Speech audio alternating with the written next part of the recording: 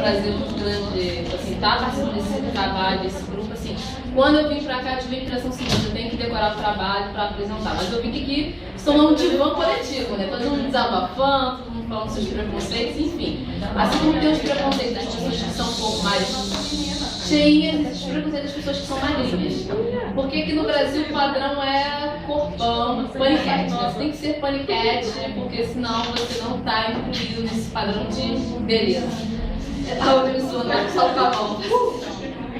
Mas enfim, esses padrões, gente, eu queria dizer o seguinte, esses padrões de beleza que hoje a sociedade moderna tem, eles vieram da antiguidade dos gregos, né? Os gregos, eles tinham uma adoração pela beleza, eles faziam estátuas que tinha aqueles padrões de beleza exuberantes, né? Tanto que até hoje a mitologia grega tem um deus da beleza, né? Afrodite. Então, assim, isso vem se tornando, hoje também tem as deusas da sociedade moderna, tem as modelos, as Zetas da vida aí. Então, assim, nosso trabalho, nós dividimos, né, o que é ser diferente, ser normal é o seguinte, o padrão de beleza, que hoje é estipulado, todo mundo já falou, e também os preconceitos com determinados grupos sociais, grupos sociais não, determinados grupos, né, por toda necessidade especial, os negros, sobre as mulheres, então cada uma falar um pouquinho do que nós fizemos no trabalho, tá bom? Então fala aí. Bom, eu já fiquei muito emocionada com esse vídeo que passou aí, porque eu escolhi portador de necessidades especiais, mas eu sei que eu não vou conseguir falar. Porque eu não sei se alguns de vocês sabem que eu tive um filho especial. Então eu vi nesse vídeo, eu me emocionei, achei que não ia dar para falar.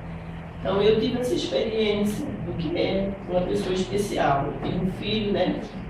É o meu filho do meio, tenho 3 filhos, tenho 2 meninas, uma primeiro, ele do meio e o outro depois.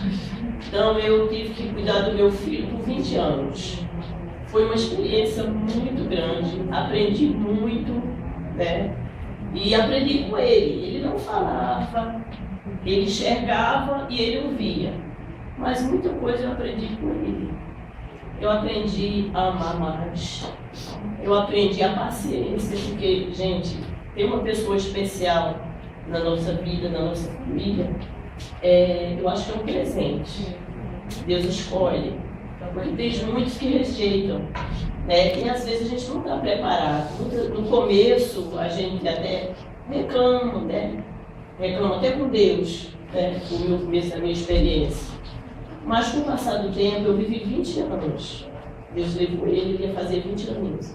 Então, gente, olha, eu não sei nem como falar para vocês a experiência que eu passei. Porque foi uma coisa, hoje eu passaria tudo de novo. Se eu ainda estivesse com ele, né? Passaria tudo de novo. Porque aprendi a lidar com as pessoas, aprendi melhor. Eu conversava com ele e eu entendia a voz dele, sem ele falar comigo. Então, gente, naquela época era muito difícil, né? Há 26 anos atrás, né? Era muito difícil, porque até para tratamento a gente não conseguia, não tinha, era muito limitado. Hoje já tem, né, muita coisa, hoje já tem condução, né, preparada. Eu levava ele para fazer tratamento, gente.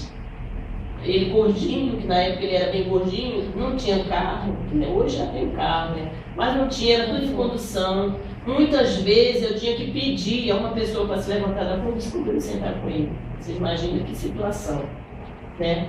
E aí, gente, a gente aprende, né, na vida que todo mundo é normal. Porque eu via meu filho normal. Eu andava com ele, empurrando aquele carrinho, eu fazia questão, eu andava com ele no mercado. Vocês me desculpem, eu estou falando da minha vida, mas eu acho que é isso que eu tenho para falar, né? Eu ia com ele para a Quinta da Boa Vista, eu levava ele ao shopping, eu levava ele a casamento, e tudo quanto é lugar. Muitos olhavam, viam com os olhos, outros, né, acho que tinha pena, né? Mas eu vivi essa experiência e eu acho que eu considerei normal, né? Como acho que tudo que acontece hoje em dia para mim também é normal. Eu não ignoro nada, eu aceito todo mundo como as pessoas são. Tenho a minha religião, também não critico a religião de ninguém. Então, gente, é isso que eu tenho que falar. Vocês me desculpem, mas eu tenho que falar.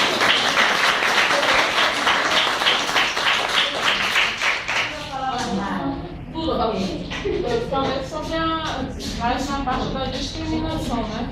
Como todos, né? Acho que cada um de nós aqui, né, sofremos discriminação, seja na escola, no trabalho, né?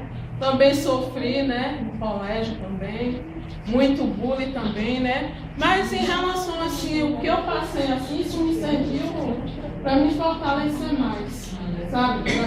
Para me levantar mais, para lutar pelos meus objetivos, pelo que eu quero, estou aqui, né? Em busca do meu objetivo e meus sonhos. E não desisto, não por uma discriminação que cada um passe, mas em relação ao que eu passei, né? Dizer, não, ele não vai conseguir isso aqui. Mas graças a Deus eu buscando força, né? E viu conseguindo em relação à minha discriminação.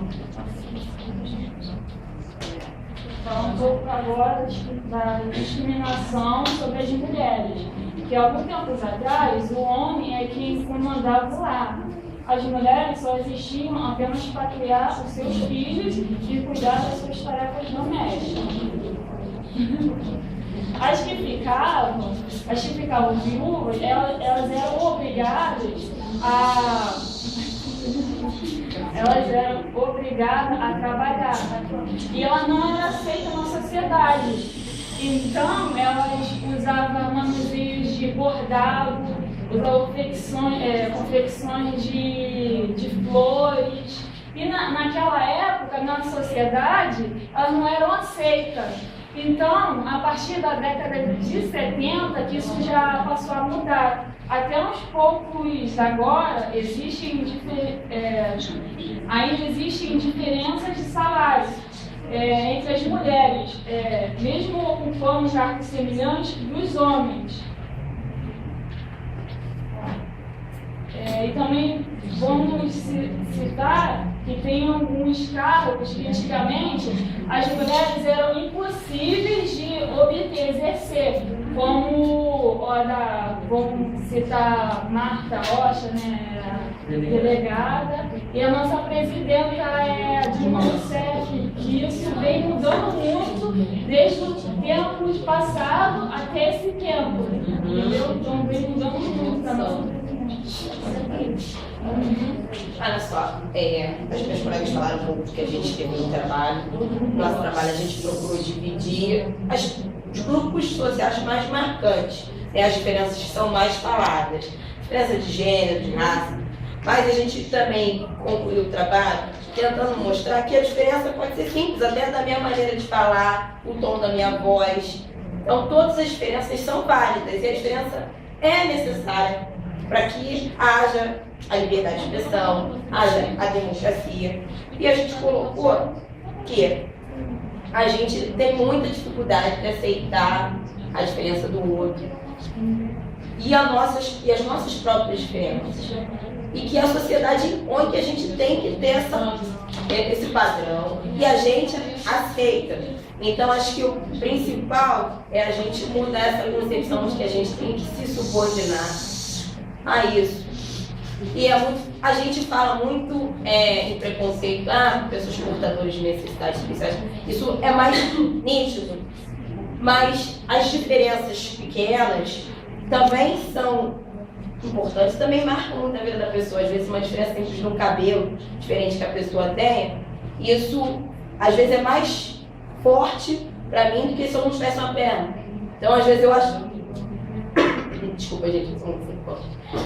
Então, todas as diferenças são válidas e necessárias.